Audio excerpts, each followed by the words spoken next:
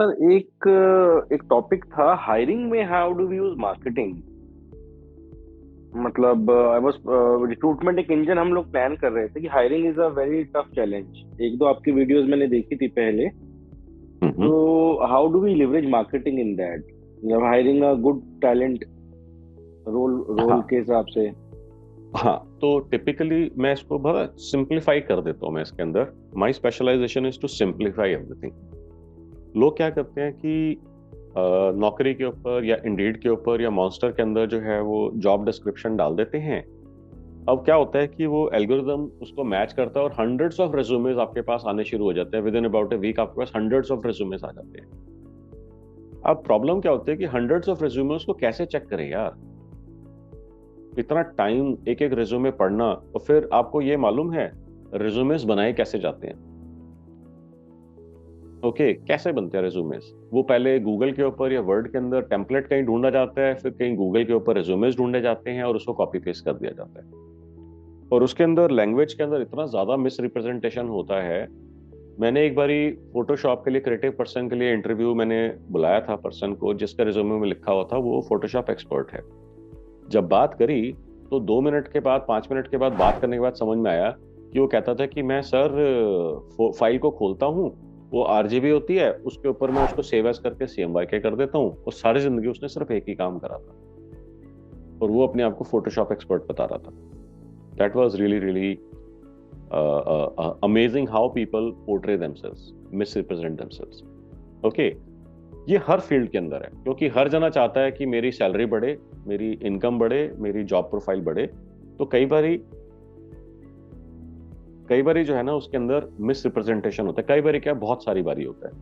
तो उसका सिर्फ एक ही तरीका है, आपके पास सही क्वेश्चन होना चाहिए उसको जज करने के लिए कि इसने हाथ से काम करा हुआ है, इसका थॉट प्रोसेस है। क्या मैं इससे बात करूंगा, जब ये मेरे से बात करेगा तो मैं इसकी बात और ये मेरी बात समझ पाएगा। तो बेसिकली ये दो या तीन चीजों के ऊपर ही फोकस होना चाहिए। अब इसका बेस्ट तरीका क्या है?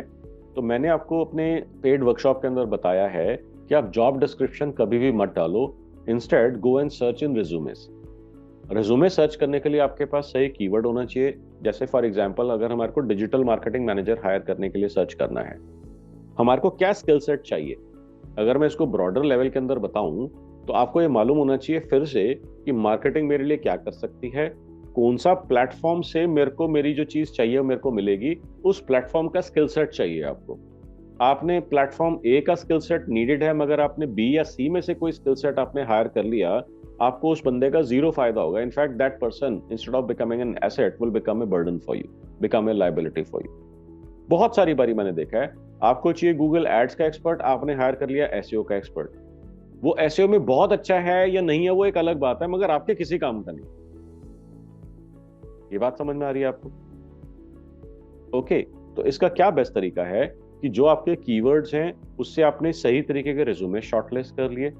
उसके बाद मैंने एक प्री इंटरव्यू क्वेश्चन उसको दे दिया जिसको वो भर के मेरे को प्रूव कर देगा कि उसको समझदारी है, रिटर्न कम्युनिकेशन उसका ठीक ठाक है।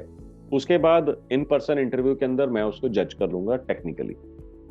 यही प्रोसेस मैंने डीएमएम की हायरिंग के लिए आपको सिखाया है वीक 0 के अंदर अपनी पेड वर्कशॉप के अंदर। यही प्रोसेस आप किसी भी टाइप के प्रोफाइल को हायर करने के अंदर यूज कर सकते हो। The focus should be on कि उतने हाथ से काम करा है। ऐसा क्या मैं एक दो या तीन क्वेश्चंस पूछ सकता हूं ताकि मैं जज कर पाऊं कि इसने हाथ से काम करा है कि नहीं करा है। अब मेरे को लेबर हायर हम्म। करने का मेरे को बिल्कुल एक्सपीरियंस नहीं है, मेरे को मालूम नहीं वहां पर ये फिट होगा कि नहीं होगा। मगर अगर मैं देखता हूँ व्हाइट कलर जॉब्स के लिए जो है ये आराम से फिट होता है ये। मैंने जो है इंटरव्यूज जो है देखे हैं, डीएमएम का तो मैंने आपको एग्जांपल दिया ही है। हंड्रेड्स ऑफ इंटरव्यूज मैं आपके बिहाफ पे कंडक्ट करता ही हूँ। मैंने जो है country heads, head of marketing, head of sales तक के लिए मैंने सिमिलर प्रोसेस हायरिंग के अंदर मैंने करा है। इंटरव्यू के अंदर आपको 5 मिनट के अंदर समझ में आ जाता है whether this is the person that you need to hire और not. So more focus should be on the actual interview. और आपने शायद ऑब्जर्व करा होगा, ये इंटरव्यू अगर आप देखते हैं बड़ी बड़ी कंपनीज के अंदर तो आपने शायद सुना होगा 5-5, 7-7, 12-12 इंटरव्यूज होते हैं बड़ी कंपनीज के अंदर प्रोमिनेंट पोजीशंस के ऊपर हायरिंग के लिए। सुना है कभी आपने? This is the reason. अगर आप गूगल के अंदर या अमेजोन के अंदर या फेसबुक वगैरह में अगर अप्लाई करते हैं तो 5 से लेकर 11-12 इंटरव्यूज तक होते हैं उसके अंदर, अलग अलग लेवल्स के ऊपर, और हर लेवल के ऊपर बंदा जज करा जा रहा होता है अलग अलग लोगों द्वारा, और उसके बाद कंबाइंड स्कोर निकाल करके डिसीजन होता है कि हायरिंग होनी चाहिए कि नहीं होनी चाहिए।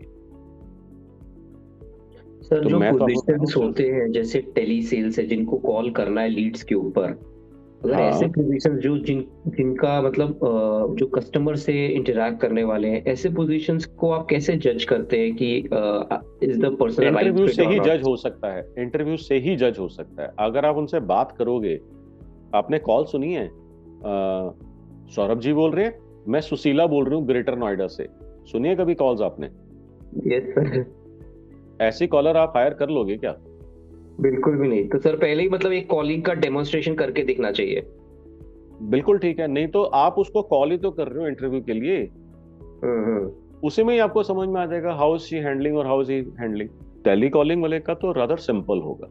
उसके बाद अगर उसको बातचीत करने का आइडिया है, कॉन्वर्सेशन हैंडल करने का तरीका है, ऑब्जेक्शन हैंडलिंग मेरे बिजनेस की मैं सिखा दूंगा उसको, मैं प्रोडक्ट मैनेजमेंट, प्रोडक्ट अंडरस्टैंडिंग में सिखा दूंगा उसको। मगर एक टेलीकॉलिंग के अंदर जो है, जो बात करने का जो होता है वो तो होना चाहिए ना उसके अंदर। अगर बात ही करनी नहीं आ रही उसके अंदर, या उसका डिक्शन क्लियर नहीं है, या उसका बात करने से लग ही नहीं रहा कि मेरे पर्टिकुलर टाइप के टारगेट ऑडियंस से वो बात कर पाएगी या कर पाएगा, वहीं पर ही खत्म हो जाती कहानी।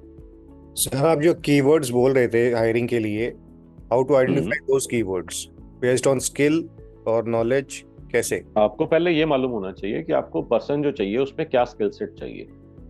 अब जब मैं डीएमएम की बात कर रहा था तो मेरे को मालूम है कि उसको पीपीसी एक्सपर्ट होना है। तो पीपीसी 2 टाइप का होता है, एक गूगल का होता है, एक फेसबुक का होता है। तो मैंने दोनों डाल दिए, Google ads expert, PPC expert, Facebook expert ads expert, या मेटा एड्स एक्सपर्ट। बस ये 4-5 कीवर्ड्स आपको पता लग गए। अगर आपको मालूम ही नहीं है चाहिए क्या, तो फिर आप गलत करोगे ही करोगे। ओके। लेकिन कई रिज्यूमे में इतने डिटेल में तो कोई लिखता नहीं है कि मैं पीपीसी एक्सपर्ट हूँ या फेसबुक एड एक्सपर्ट हूँ। वो तो खाली लिखता है कि मेरे को फेसबुक का भी नॉलेज है, इसका भी नॉलेज है, मैक्सिमम ये लिख देगा, लिखे ब्रॉड वे में सोशल नेटवर्क नॉलेज है।